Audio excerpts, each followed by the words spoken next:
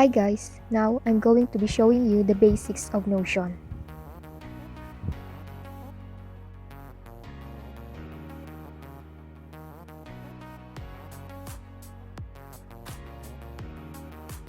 Here is the personal homepage. When you highlight text, this formatting menu will pop up so that you can style it. To highlight text and choose italicize.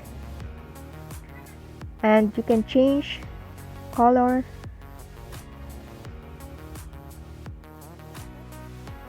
the 3-dot icon is useful to make more. Click the 3-dot next to any block to bring up a menu that lets you to delete, duplicate, insert below, move to, color, or copy an anchor link to that block.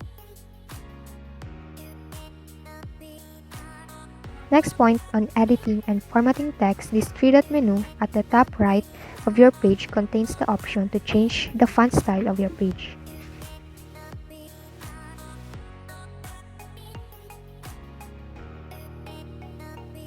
This app lets you hide pages inside pages.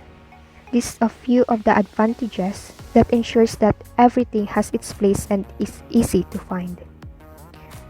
You can also use the sidebar to get a bird's eye view of everything in your working space or close the toggles if you want to focus on what's important. You can drag and drop pages between reordered sections.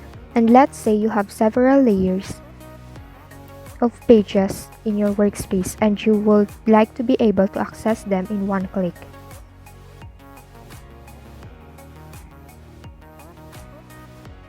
To slide these pages to the favorites here, it will automatically create another sections in your sidebar called the favorites.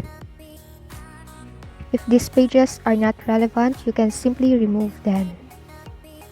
To find any page right away, just click the search icon at the bottom left of your screen and type the one you are looking for.